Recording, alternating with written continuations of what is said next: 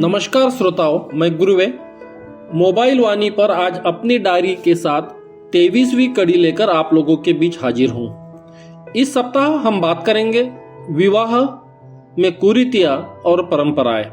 किसी एक काल विशेष में प्रासंगिक समझे जाने वाली रीतियां परंपराएं बदलते समय और विचारों के साथ कालबाह्य होने लगती हैं।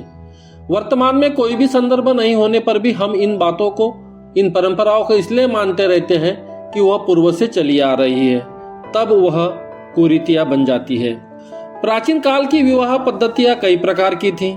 इसमें 8 प्रकार की विवाह पद्धतियां प्रचलित थीं। 1 ब्रह्म विवाह, इसमें शर्त रखकर विवाह करना, जैसे राम सीता का हुआ था। 2 दैव विवाह, इसमें वधू वर को पसंद करती है, जैसे शिव पार्वती विवाह। 3 आर्य विवाह, लड़की की कीमत चुकाकर विवाह करना है। 4 प्रजापति विवाह, इसमें कन्या की सहमति लिए बगैर विवाह किया जाता था। 5वां गंधर्व विवाह, इसमें वर वधू की सहमति होती है लेकिन माता पिता की सहमति हो आवश्यक नहीं है। 6वां असुर विवाह, संपत्ति या धन देकर विवाह करना। 7वां राक्षस विवाह, अपहरण वगैरह सम्मति के विवाह करना। 8वां पिशाच विवाह, बलात्कार के पश्चात विवाह करना। यह सभी विवाह पद्धतियां प्राचीन काल में प्रचलित थी। वर्तमान में प्रचलित विवाह गंधर्व विवाह है, इसे ही कानूनी मान्यता है। शेष अन्य विवाह पद्धतियां तो कानूनी मान्यता नहीं है। गलत परंपराओं का निर्वहन आज भी हम अपने विवाह में समारोह में कर रहे हैं। प्राचीन विवाह पद्धति में कई प्रकार की कुरीतियां और परंपराएं थी, जैसे होम हवन, सप्तपदी, कन्यादान।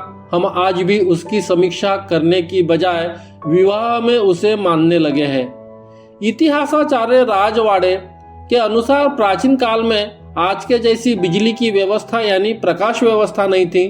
तब आर्य के पूर्वज विवाह में खाना पीना, नाच गाना, बैठना उठना, सोना, यमन क्रीड़ा जैसे जीवन की गतिविधियां अग्निकुंड में जलने वाले आग के प्रकाश में होती थी। आज हम विवाह में यज्ञ होम करने लगे हैं, जबकि यह प्रथा उस काल की प्रासंगिकता के अनुसार थी।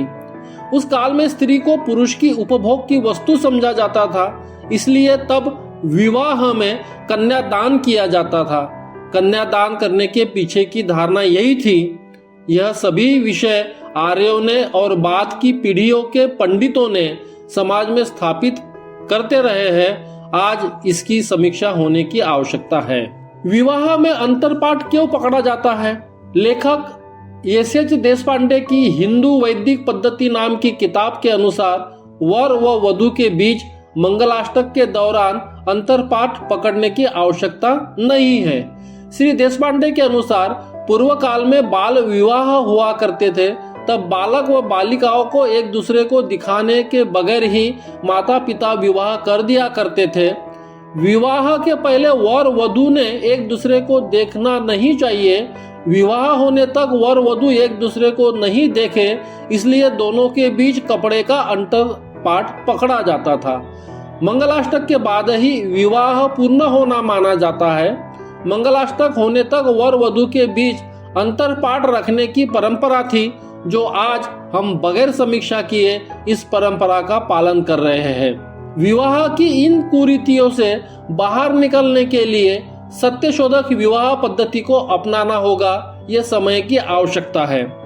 सत्यशोधक विवाह पद्धति में आगामी सप्ताह में हम बात करेंगे, यानी 24वीं कड़ी में हम सत्यशोधक विवाह पद्धति क्या है इस पर विस्तार से बात करेंगे। यह विचार आपको कैसे लगे हमसे साझा करें नंबर 3 की बटन दबाकर, और ये डायरी पसंद आई है तो दबाएं नंबर 5। जानेंगे तो बोलेंगे, बोलेंगे तो बदलेंगे।